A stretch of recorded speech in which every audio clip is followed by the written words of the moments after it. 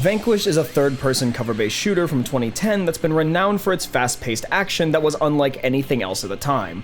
Developed by Platinum Games, it was one of the 4 games that Platinum made in partnership with Sega to bring to Western audiences, the 4 being Mad World, Infinite Space, Bayonetta, and of course, Vanquish. Does it still hold up today, or does it crash and burn against modern standards? Let's get into it. Vanquish is a game that, under most circumstances, I would say goes out of its way to very generously reward players' exploration and time, except there really isn't anywhere to explore or invest that time. Instead, it's not so much that the game is rewarding you for putting in extra effort as much as it is enabling you to continue your onslaught of bullets and explosions. It always ensures that you have whatever you need to keep the core gameplay flowing, and that's a good thing. Although, in spite of this, flow is something that the game certainly struggles with quite a bit. It constantly flips between 3 different things: the fast-paced, twitchy combat, a slow walk and talk after every major area transition, and just good old-fashioned cutscenes, sometimes with a QuickTime event. With that being said, you may have noticed a bit of a problem in that out of the 3, only one of them is something that you really get to play. But when you do, the gameplay is very unique, taking the cover-based shooting cemented by games like Gears of War and turning that formula on its head. Instead of a slow grind from wall to wall, sitting and waiting for enemies to expose themselves so you can kill them and just move on, Vanquish has you jet slide behind enemy lines, wreak havoc in bullet time, and then acrobatically flip your way behind cover just in time for your next smoke break. It's because the gameplay is so unique that it is such a shame that there's so little game for it to spread its wings in. The game does have replay value for score attack and achievement hunting reasons, although that ends up being much more of compensation rather than a bonus when all is said and done. And for a game with so many boss fights, it sure doesn't have a lot of bosses. And yes, granted, almost every single one of these enemies are manufactured robots, so they get the luxury explanation that they can be mass-produced. However, from a game design perspective, the fact that all but one singular boss gets recycled and used multiple times makes the game feel as though it is desperately padding out its unfortunately short runtime by torturing that plausible deniability to death. Vanquish's level design is nothing to particularly write home about. It's very linear, with the vast majority taking place in the same general environments, with very few exceptions.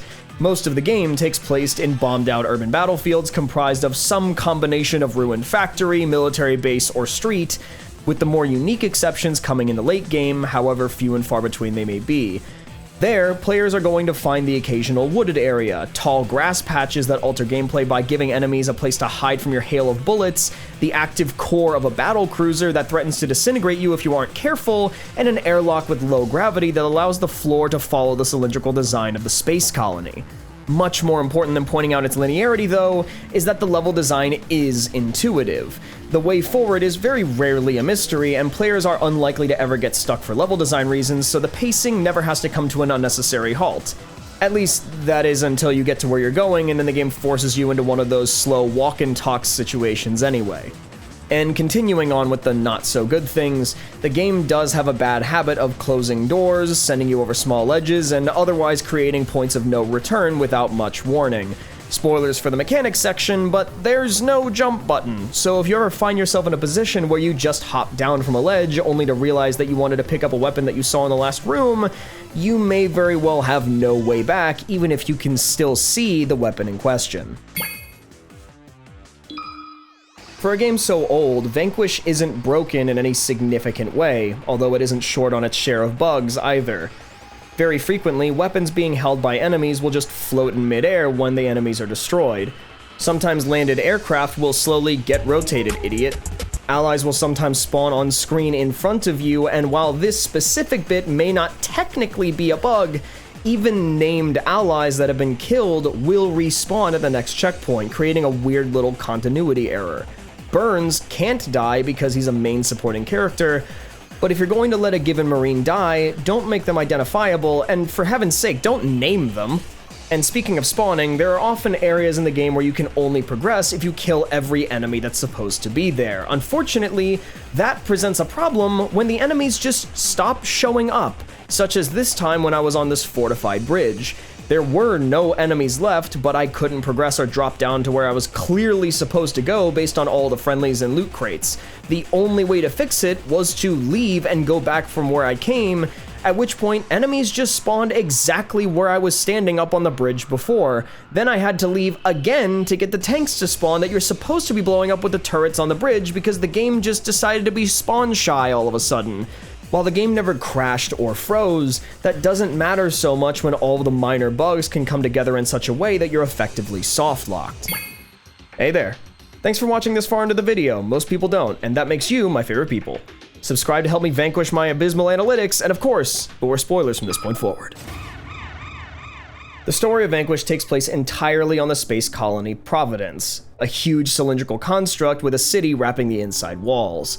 This city, however, is centered around an enormous antenna, one which acts as a microwave emitter. Kicking off the overarching plot of political sabotage is the moment when Viktor Zaitsev, the principal of the new regime controlling Russia, uses the emitter to boil San Francisco to death. He then threatens to do the same to New York City unless the President Elizabeth Winters, an obvious stand-in for Hillary Clinton at the time, swears the unconditional surrender of the United States to Russia. Needless to say, war is declared immediately, and the game truly begins. Your character, Sam Gideon, is sent by the Defense Advanced Research Projects Agency, or DARPA, to join Bravo Company of the Marines alongside Elena Ivanova as his intelligence support. Their mission, to test the Augmented Reaction Suit, or ARS, yes, there are a lot of acronyms that only exist in this one game with no sequels universe, in a practical combat scenario to gather data. That, and to save the designer of the suit himself, the chief of the research at DARPA, who's been captured by Victor's regime aboard Providence. The rest of the plot is the game taking itself way more seriously than it ever has any right to, with betrayals, political conspiracies, and philosophical ideologies all filling in the cracks of a game which is punctuated with stuff like this.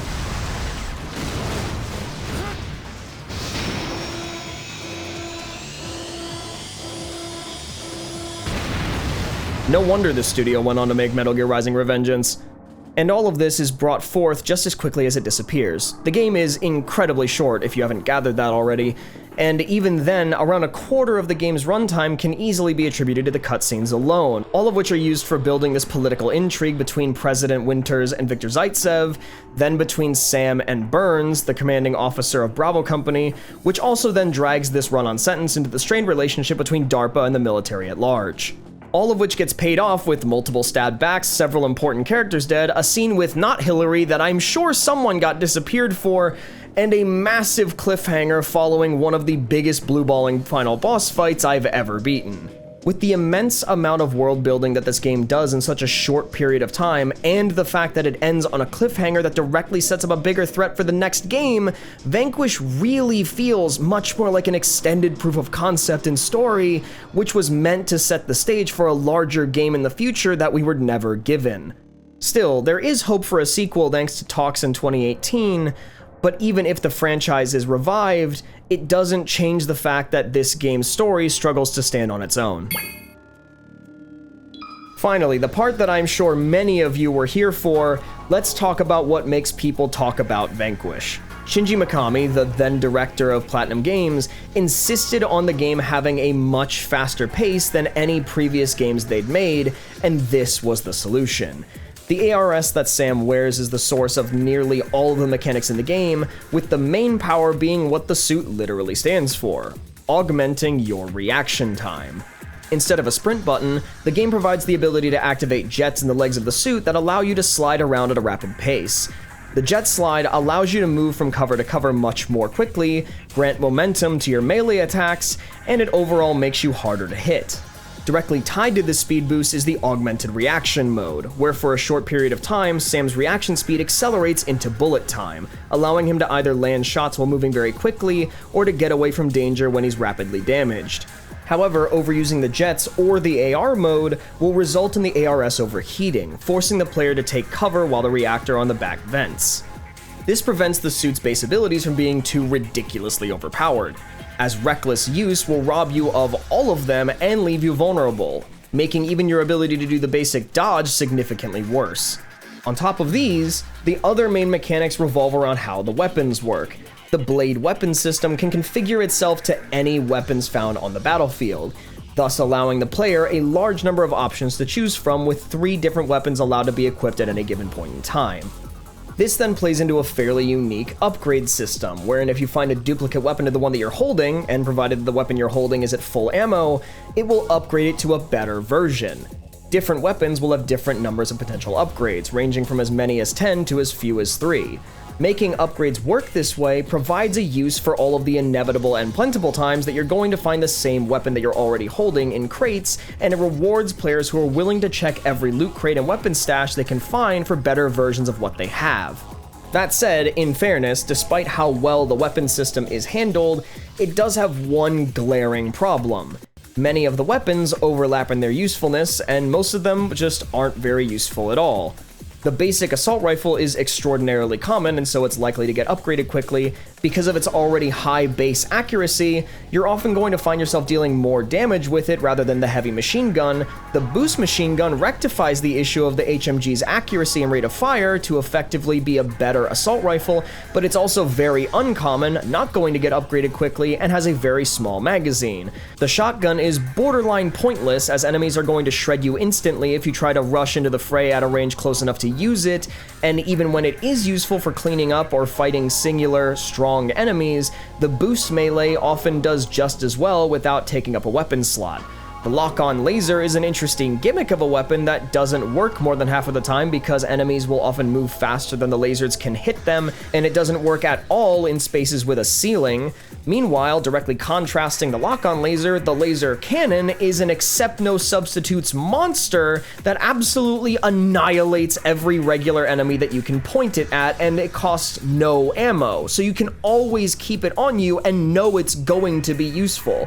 That is, until you get into a boss fight, where it suddenly seems to deal no damage for some reason depending on the boss. And despite the fact that I tried upgrading all of the weapons as much as I could, you really only need the assault rifle, sniper rifle, and laser cannon to carry you through the entire game without much issue, with occasional help from the rocket launcher. And even then, regardless of how much you try to upgrade everything, you won't be able to hit max level with more than a few of them before the game is just over. Although I would be remiss not to mention how intentionally some of the weapons were designed with regards to certain enemies. Take, for example, the Crystal Viper boss, a robot endoskeleton encased in a crystalline shell, with an ability to warp light that makes it immune to optical weapons like the lock-on laser, and outright dangerous to attack with other kinds of weapons. The laser cannon will not only not deal damage to the Crystal Viper, but the laser will be redirected and blasted at random as it refracts through the Viper's crystal body. And even worse, the low-frequency energy gun will have its energy absorbed and then promptly discharged back at you in an electric barrage. There really isn't a lot to report on in either the visual or sound designs for Vanquish. It boasts a nothing burger of a color palette, generic designs for most of the NPCs, robots that sound like robots, jets that sound like jets, guns that go daka daka, and a laser cannon that goes...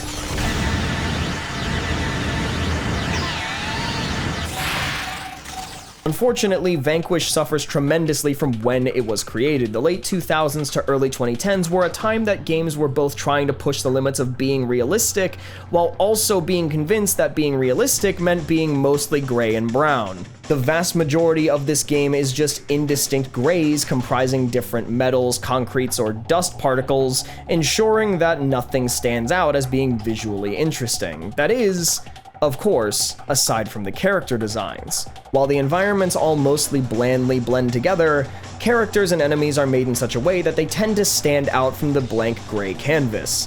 The Marines are all dark shades of green and brown. The robots, or at least most of them, are primary colors like red, blue, or yellow. And then of course there's Sam, with a uniquely bright white suit sporting colorful highlights. It's with Sam and his suit that the best of the game's visual design comes into play. Its presentation. Shinji Mikami has openly stated that Sam's suit and the gameplay surrounding it were directly inspired from Cashern, an anime and manga property about an agile robot warrior clad in white.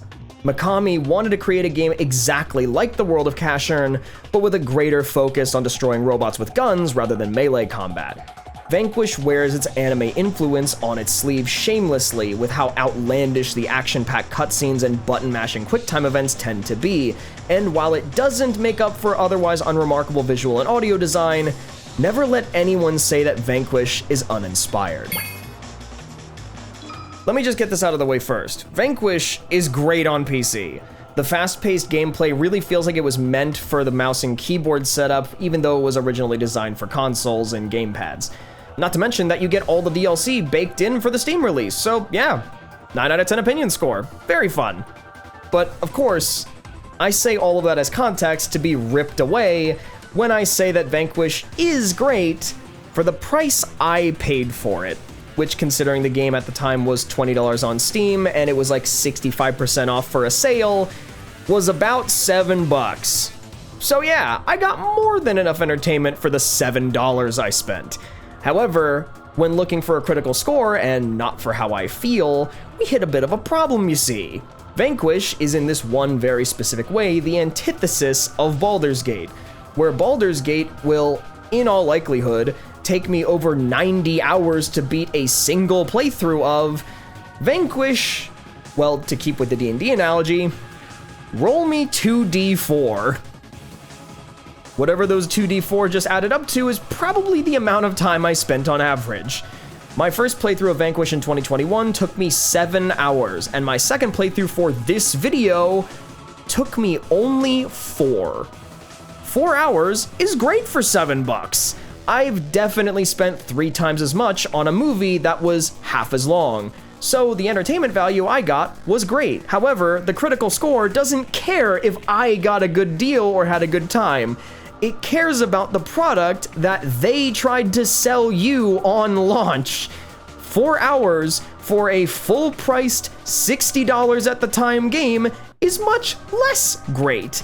And it's not even the same 4 hours because the PC release has the Tri-Weapon Pack built in, so it's actually more than full price at the time for 4 hours. That's daylight robbery! That's not okay! We want to talk about how Final Fantasy VII Remake only gave you a third of the original plot for full price? Vanquish gave you a third of a game for full price! Where's the rest of it? What happened? Where'd it go? It probably got buried with the sequel, but enough about what I think. Is the game actually good?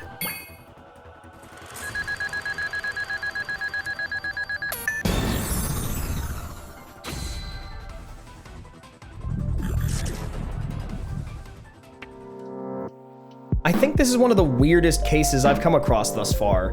A game that is super fun as much as it is a super ripoff. If you find it on sale, grab it, absolutely, but if not, I can't really recommend you get it. But regardless of price, I have been Lone Wolf EX, and I will see you, yes, you. I just hit the mic. I kind of want to keep that, actually. How does that